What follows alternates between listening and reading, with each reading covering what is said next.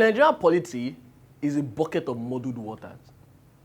Things happen in the Nigerian political space that throw everybody, make everyone go befuddled of what exactly is happening. My name is Nosa Okeotins, and you know this is the cocoa in Nigeria. You know, today what has got my attention, I really feel I must talk about it, is the recent party jumping, because that's what I would call it, of the bigwig, the former PDP bigwig, former aviation minister, Femi Fani-Kayode. Femi Fani-Kayode last week shocked the Nigerian politics space, saying he is no longer being announced as a member of the national ruling party, the APC, moving from the national opposition party after years of scathing criticisms, insults, abuse of the APC leadership, of the APC as a party itself, and of the president himself, throwing balls, stones, criticizing it on a consistent basis at every policy the party or the national government might have made at some point. And all of a sudden now, whatever they had done in the past no longer matters. He says he is there because the Holy Spirit led him and says that's the next place he needs to be. What days? Going by the words of the PDP spokesperson for Oyo State, Mr. Olatunji, he said he called Femi Fani-Kayode a joker. I think that's the right word to use for someone like that. I have over the years had a skepticism towards this man's true nature and what exactly he wants or his gains or his motives for certain things he had been doing in the Nigerian polity. But recently, it came to light that this man actually has nothing genuine, but is driven by his own selfish ambitions and has nothing for the Nigerian populace. We have seen Femi Fani-Kayode over the years frolicking with someone who is now actually called a terrorist, in someone, the leader of the IPOB, Indigenous People of Biafra, Nnamdi Kanu. We've seen him also frolic with Sunday Igboho. Now, these people are currently in detention, and Femi Fani-Kayode, boom, we see him in Kano at the wedding party of President Muhammadu Buhari's son. And now he has finally joined the APC, saying he even helped wood governors who had moved in the months before he did move, like Governor Ben Ayade and Governor Dave Umehi of Ebonyi State. He helped woo them to the APC. Should we believe anything this man says at all and at any point?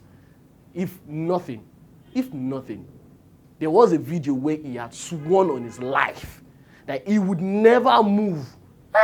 He said he would never move or go back to the APC.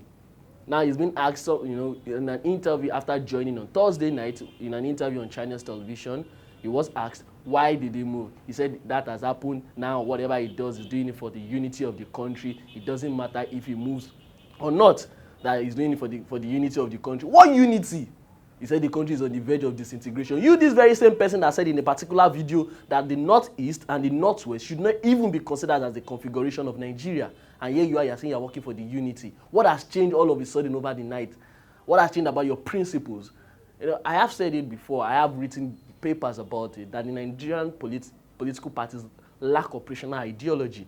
It is befuddling to see somebody who has lived on certain ideals and principles over the years. And all of a sudden you think you throw all of that out, it doesn't matter. It's a lie.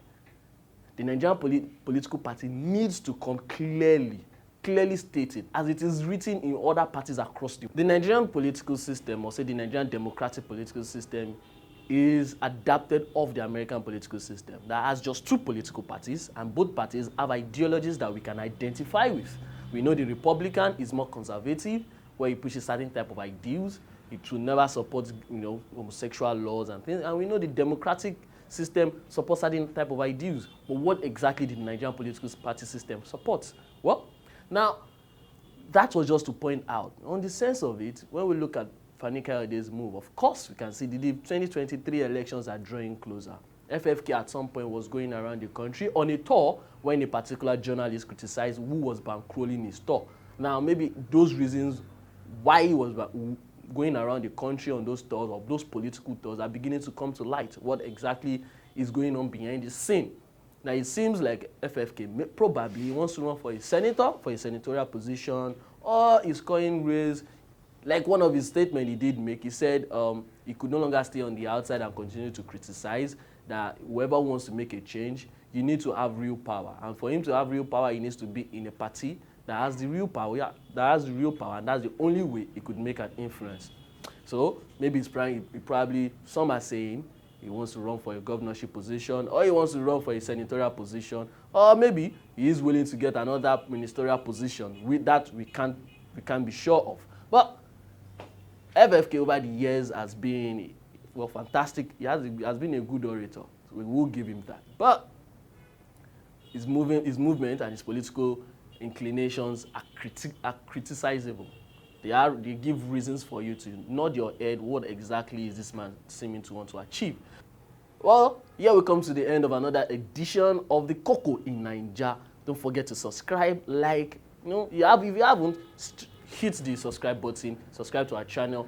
Watch other videos of ours, and remember, continue to love and share our posts. My name is Nosa Okeotin. See you same time next time.